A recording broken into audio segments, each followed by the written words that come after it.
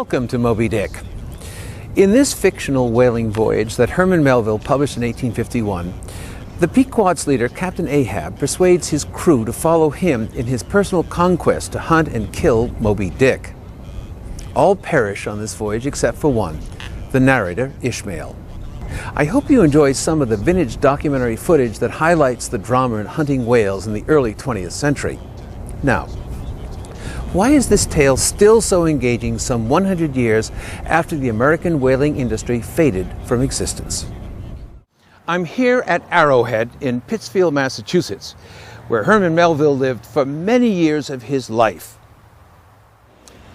Born into wealthy New York City family in 1819, his personal circumstances changed dramatically when, 15 years later, his father declared bankruptcy and then 24 months later died. Even after Melville married Elizabeth Shaw, a well-to-do Bostonian, in 1847, he could not live by writing alone to provide for his growing family of 6. His father's family had been a relatively successful merchant family. His father had all the makings of a successful importer, exporter, businessman. His mother's family was an old Dutch family, very solid. Many of his relatives were quite solid, good citizens. Alan Melville overextended himself, some money he really didn't have, and when the bottom fell out, he lost everything and was in disgrace, really fled New York in disgrace. Moved back to Albany, kind of started over, and in the course of that became sick, got pneumonia, and died when Melville was 12 years old. Herman Melville had been in the Pacific and had been whaling, and 2 of the 4 years out there, he was actually on the Acushnet for 18 months, jumped ship, went ashore, see the girls, see the natives, see what was going on. That's what the guys wanted to do. Then he got picked up by an Australian whaler and was on that for a bit. Then another Nantucket whaler, and then he ended up in the Hawaiian Islands. All of a sudden he looks out, and my God, there's the ship he came on. That he had jumped ship, the Acushnet. There she is out in the harbor. So he did what many men have done. The greatest reason I can imagine for joining the Navy. He wanted to get a ride home from Hawaii. So he did that. He joined, and he had 14 months more of Navy experience. He had enormous energy, and yet at the same time, enormous bouts of sickness, of sciatica. He was plagued by sciatica and rheumatism. In the 1850s, he was for periods of time actually bedridden with physical ailments, and there's no question that played a role in his moods, his reported and rumored, though not substantiated, outbursts of violence to family members, the frustrations he might have taken out on the people around him. Several things happened to Melville in 1849 when he was in Boston to await the birth of his first son. He wasn't writing at the time. This gave him time to read. He went to plays. He watched Fanny Kemble play Shakespeare. He heard Emerson lecture, and he bought a new edition, as he put it, in glorious great type of Shakespeare's plays. At some time in the next year, in 1850, he made his first acquaintance first with Hawthorne's writing and then with Hawthorne himself. And in a review of 1850 called Hawthorne and His Mosses, he celebrated both Hawthorne and Shakespeare, thereby surprising a good many people to find Shakespeare and Hawthorne mentioned in the same breath. Now he was ready for Moby-Dick, the big book on whaling, and believe you me, he was loaded from his European trips. Everything he had ever lived, everything he had ever done, everything he had ever been was ready for him, and he started out. Melville once complained that all his books were botches, and I think that's a famous line from his letters, and one that can be seen in 2 ways. What is a botch? Well, it's something that doesn't work in the literary marketplace, for one thing. It doesn't sell. That is to say, it's a book that people don't conventionally recognize as a book. And repeatedly, Melville was finding himself not getting back to his literary marketplace, his readership, the way he did with his first book, like Typee, which was a bestseller and quite a success. It's been said that Melville began writing Moby-Dick as a young man and he finished it an old man. That there was something about writing Moby-Dick that broke him.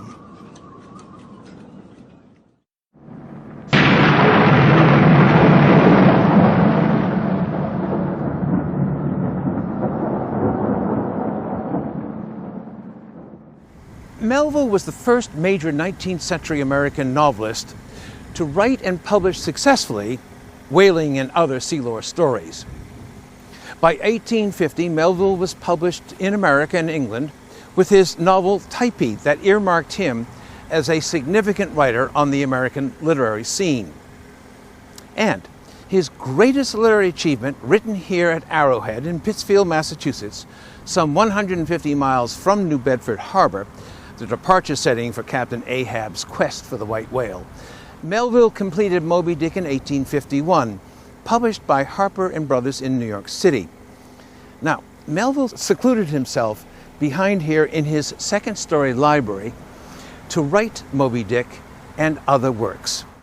This became the book of, what do we say, his adventures in the Pacific, his life, his mind, his emotions, his doubts, his hopes, his dreams, his fantasies. It's all there. He piled it in. The book spills over with materials.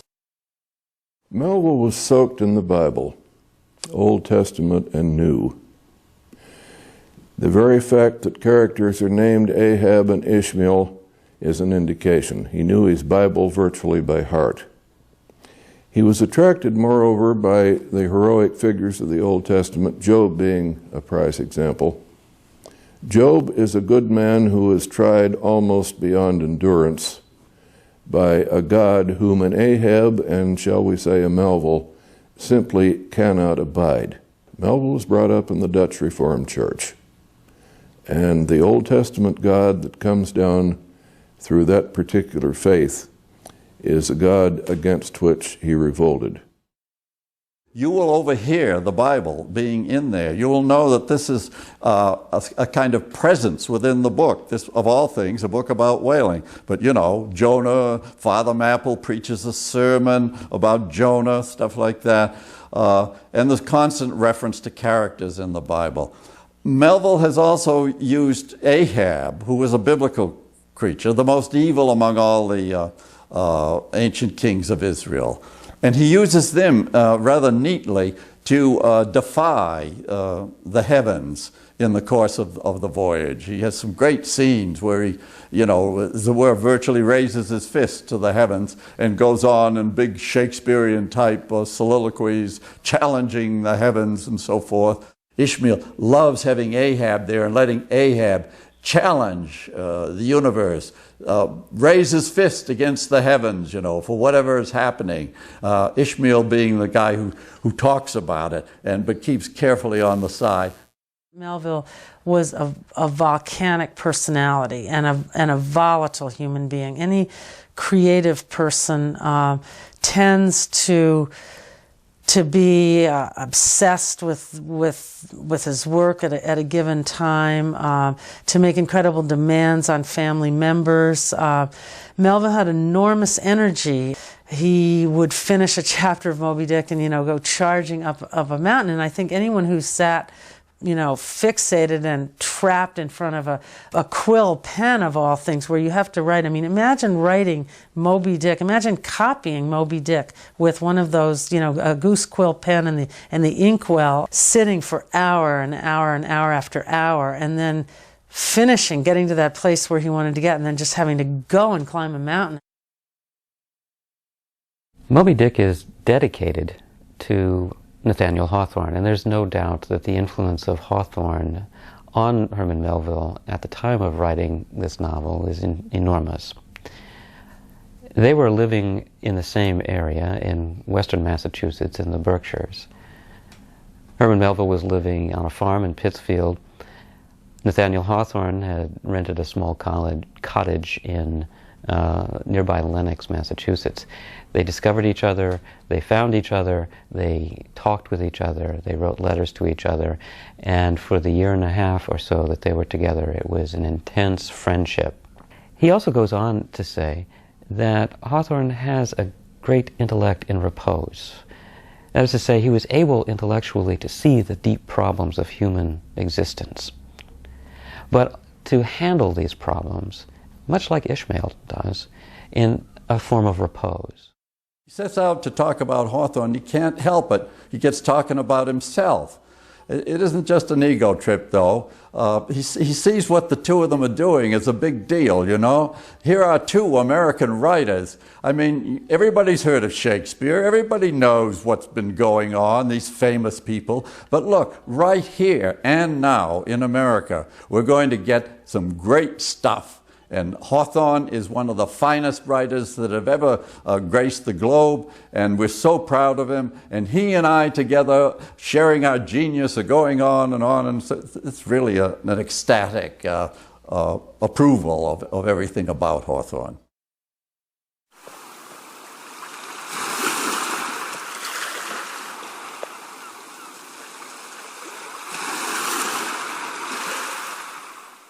Herman Melville, novelist and poet, represents both in his body of works and personal life the struggle of man against his destiny at various levels of experience. Melville's greatness as a writer is something neither critic nor commentator have yet explained. By choosing autobiographical materials often blurred into his narratives, presenting many symbols and metaphysical events, often juxtaposed with commonplace realism, seems to blur his real intentions as well as the reader's understanding of the invented action. Melville's need, even passion for questioning the meaning of things. Where did we come from? Why are we here? Where are we going? Pondering, you know, always asking if, always trying to find out why things are happening the way they are. Melville described his first two books, Typee and Omoo, as narratives of voyages.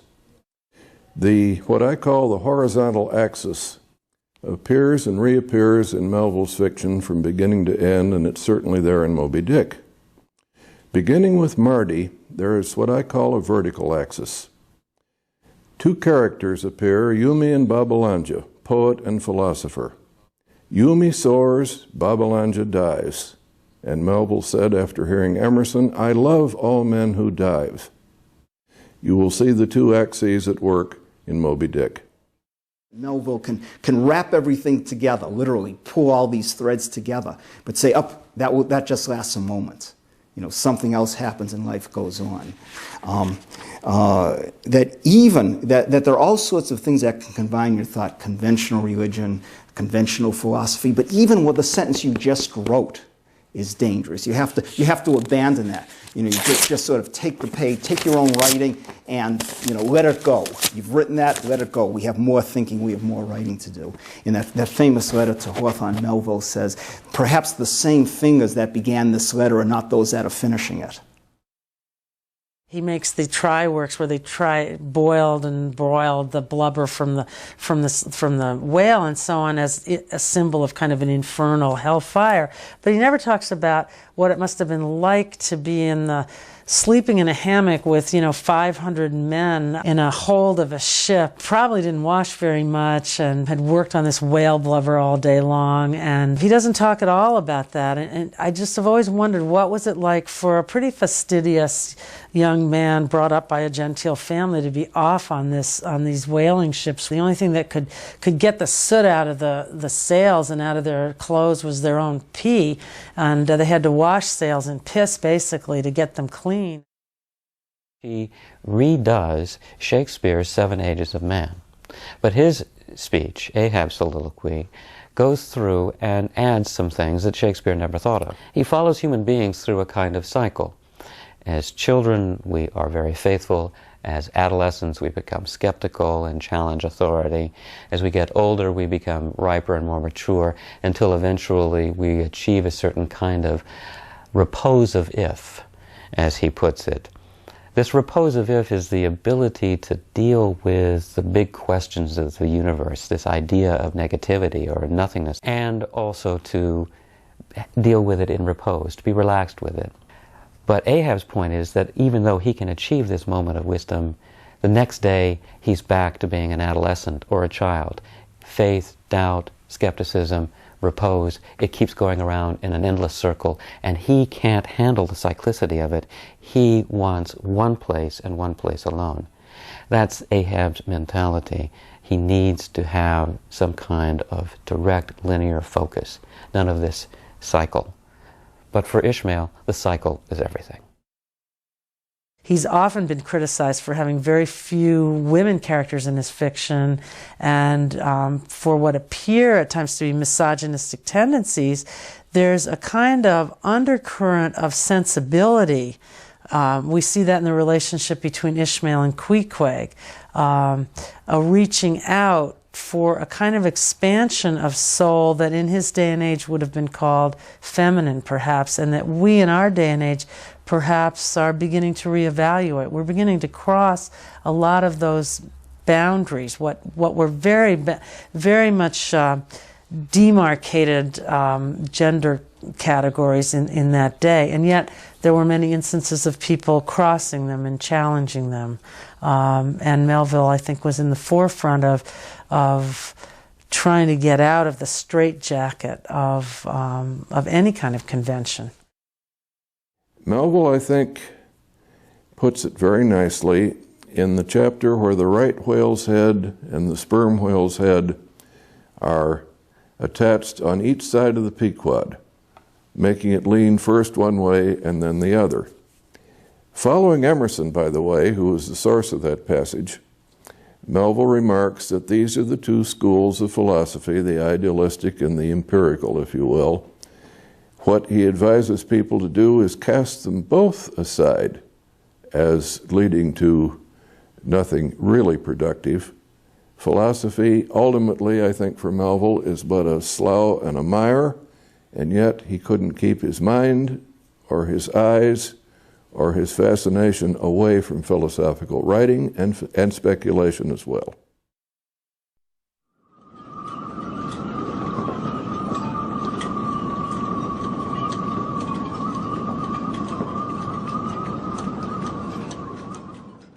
In 1850, Oliver Wendell Holmes and Nathaniel Hawthorne were guests of Herman Melville for a picnic right there on the second ledge that you can see behind me.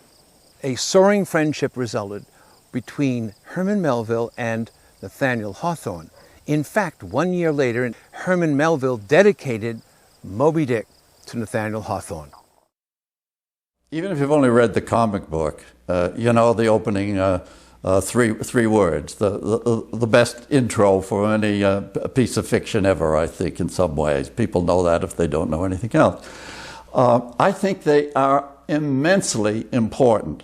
The choice of the figure Ishmael, from where I stand, is the crucial act in the course of creating Moby-Dick. Ishmael is an exile. He is a pariah. He is an outcast. Melville reached back. Melville was saturated in the Bible. He knew the Bible inside and out. He was brought up in the Dutch Reformed Church. He was loaded with old-style Puritanism, Calvinism, and so on.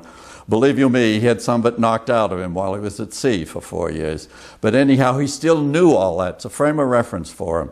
So he reached out for a figure.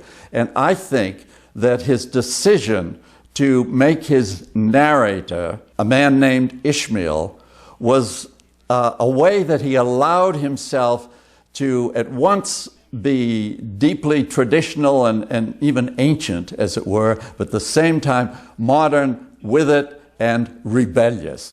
Call me Ishmael. This announces our main speaker, Ishmael. Who is he and what he's after and what his problem is the subject of the first chapter, Loomings. Actually, Ishmael is a young man who is on the verge of a kind of nervous breakdown. He's finding himself following up funeral processions and wanting to knock people's hats off. He's a wanderer over the seas, but also a wanderer in philosophy, a wanderer in religion, and he is searching. First person that he runs into, however, is a Polynesian native, some would call a savage, named Queequeg. And before long, he finds himself bedding down with this individual, sharing a bed, waking up the following morning in the arms of this savage. So it's also, interestingly enough, a kind of sexual searching, and also something of a racial searching. All of it comes together in these first 23 chapters of Moby-Dick, and then the novel quickly changes. Ishmael and Queequeg are off to sea together and find themselves on the Pequod. The captain is Ahab, and that's when Ahab's story begins. Melville, in his years in the South Seas in the early 1840s, became what I think we would call today a kind of multiculturalist.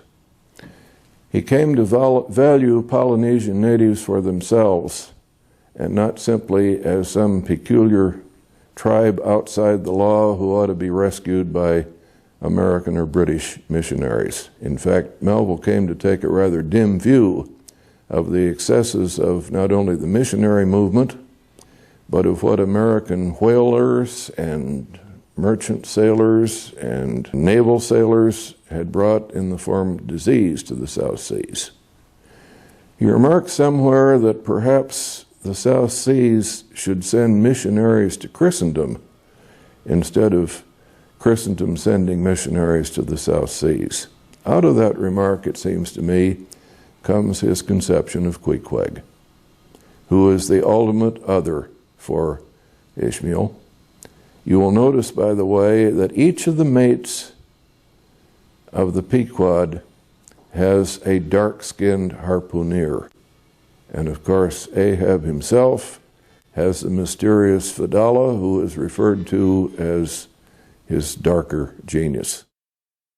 Three mates of the Pequod, Starbuck, Flask, and Stubb, are three whites who are very weak, very flawed, very unattractive characters, really. I mean, Starbuck is the noblest of them all, but yet it's Starbuck who, standing near Ahab, realizes that Ahab will take the ship to its destruction, and yet is constrained by his conscience not to intervene. Flask and Stubb are perceived as too cruel, crass, unpleasant, unattractive individuals. Flask darts his harpoon at an ulcerated sore on the whale's body, sadistically, and the agony of the whale is described by Melville with great sympathy, and he personifies the whale. He makes the whale really stand for all suffering creatures in a way. Stubb abuses the black cook, Fleece, sort of orders him around, says, "Cut me a piece of that whale's steak," clearly devaluing the whale as one of God's creatures, devaluing the black cook. These three men are the lords and rulers, well, the knights, if you will. Melville calls them the knights, and they're squires, and they're all sort of described as short and kind of, well, Stubb is stubby. And these three men are served by the squires, who are three extremely noble characters. Queequeg, the George Washington cannibalistically developed, who becomes the sort of matrimonial bedfellow of Ishmael, the narrator, a man described as an exiled Polynesian prince who has a sort of a black idol, celebrates Ramadan, looks like a George Washington cannibalistically developed, sleeps with a harpoon, he smokes a tomahawk peace pipe. I mean, he's kind of a racial conglomerate in a way. Tashtigo, a Wampanoag Indian from Gay Head, another noble harpooner. And Dagu, from whom the golden earrings were torn when he was taken by slave traders from the west coast of Africa. these are all regal figures, figures whom Ishmael valorizes in his narrative. And at one point he says that Flask standing before Daggoo looked like a white flag before a fortress. And the weakness and insignificance and sort of runtiness of these three whites is emphasized against the grandeur of these three men, the Polynesian and the African and the Native American. So you have the two Ishmaels. The one is the man writing the book. Even when he's putting on a play, even when he's having a kind of ballet scene, even when he's telling jokes, even when he's not on board, you know, I think of that as the pervading sensibility of the book. And among the crewmen is a young sailor named Ishmael. I think if you separate the two, you find the book a lot more exciting.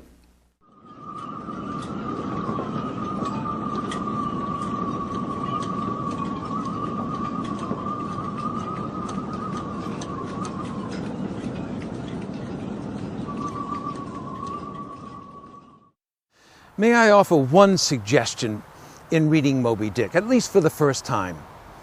And at the first go, why not take a selection of chapters? And after that, with an understanding of those chapters, perhaps someday you might become adventurous and try the whole novel, known as one whale of a book. And with that experience now, you'll be able to intelligently feel and enjoy the depth, power, and influence of this great novel. Today we think of it as one of the great books of Western culture. It's a classic. That's, you know, that's a kind of deadly thing. People say, oh, well, it's a classic, I don't have to read it. You know how it is with famous books. Actually, it is exciting to the modern generation in a way that it simply wasn't to the middle of the 19th century. This book called Moby-Dick, you know, about a what, a big fish? Well, no, a book about, God knows, everything under the sun. When he got going, when Melville got going, this became the book of, what do we say, his adventures in the Pacific, his life, his mind, his emotions, his doubts, his hopes, his dreams, his fantasies. It's all there. He piled it in. The book spills over with materials. Some days you might feel like an Ishmaelian and want to just spend a time with one particular chapter that Ishmael gives you about cetology. Other times you might want to get up and go and just start reading in an Ahabian sort of way. Get to the plot, get to the conflict, get to the action, get to that kill. If you understand yourself as having one of these urges, one or the other, then go with them. Skip around, jump around. Try to get back to every part of the novel that you possibly can. Don't obsess Ahabishly with trying to understand every single line at every single moment. Sometimes you need to be the Ishmaelian and just go with the flow of the language. But other times you need some pretty basic facts and plot devices. And then it's time to become an Ahabian. There's a story there, and it's a good one. It's man against beast. It's a chase. It's thrilling. It's exciting. You can read Moby-Dick on that level, and I think it's a good way to begin. If you come back to Moby-Dick a second or a third or heaven knows how many times, as in my case, you will see more and more on what I have called the vertical level of the story, not the level of action, not the level of movement through space, but characterization, ideas, thoughts, speculation, and above all else, the thing that I think first attracted me to Moby-Dick, that's its literary style. Melville is a remarkable writer. Herman Melville's setting for Moby-Dick begins here in New Bedford, Massachusetts, on the New England coast, where the whaling ship Pequod set sail for 3 years on its eventual quest for the white whale.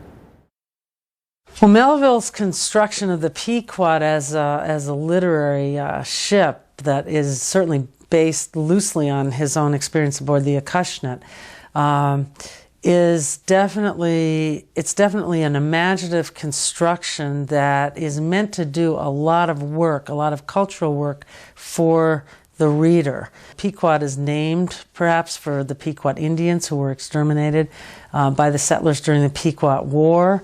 It's described as a cannibal of a craft, tricked out in the bones of its enemies. The tiller is a whalebone, the jawbone of a whale. When Ishmael and Queequeg go aboard the Pequod to get their assignments and to sign on the ship, the two captains are sitting in a sort of wigwam-like affair. There's that sense that the Pequod is America launched on its voyage into the New World, its self-construction, its self-creation. The first chapter of Moby-Dick, Loomings, begins with Ishmael, who tells us that he goes to sea as a substitute for pistol and ball.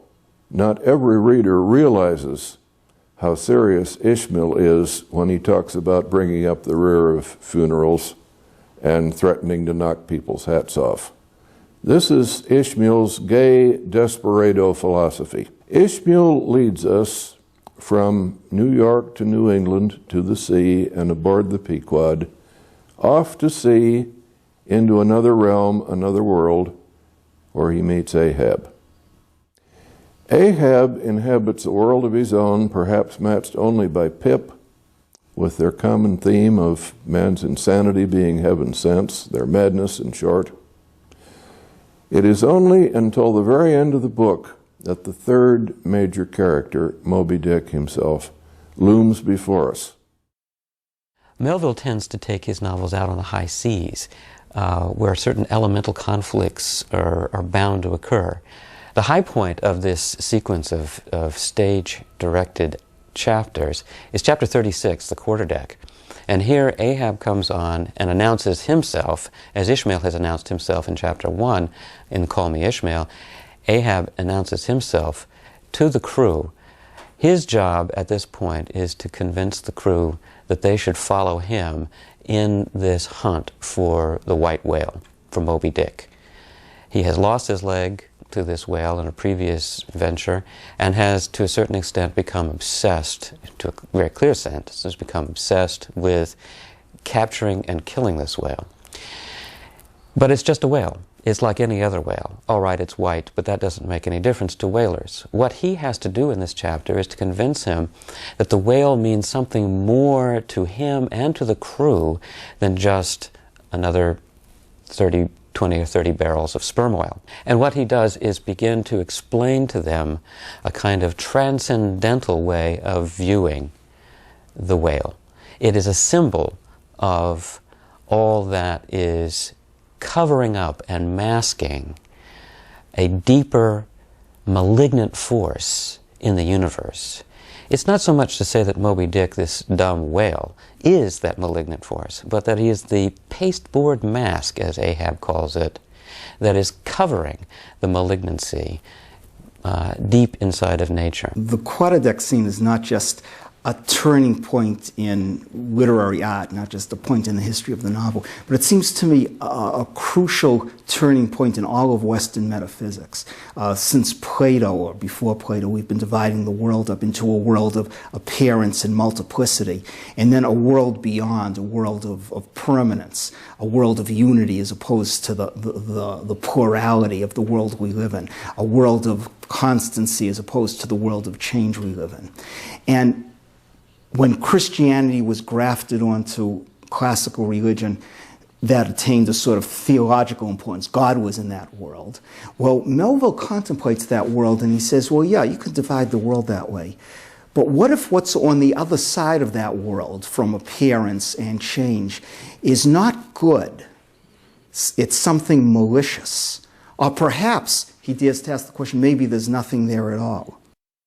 Melville, I think, was able to hold two completely contradictory ideas in his mind without having to choose, without having to narrow down or reduce, but to say, this is the way life is. Life is contradictory, life is difficult, it doesn't make sense, it's absurd. After the quarterdeck scene, which is the principal high point in this section of Ahab chapters that are in the form of a play, Melville conducts the play, or directs the play, so that it culminates in a scene involving the entire crew. These are the people that Ahab has effectively convinced to follow him. He has held up a gold doubloon and said, he who first finds or sees Moby-Dick will get this doubloon. This round gold is but the image of the rounder globe, which, like a magician's glass, to each and every man in turn, but mirrors back his own mysterious self. We see members of the crew come up to the mast where Ahab has attached this gold doubloon. They look at it, and one after another they begin to interpret its meaning. Ahab sees himself in it constantly. Starbuck sees domesticity. And one after another, the individuals begin to sort of tell their story about what they see.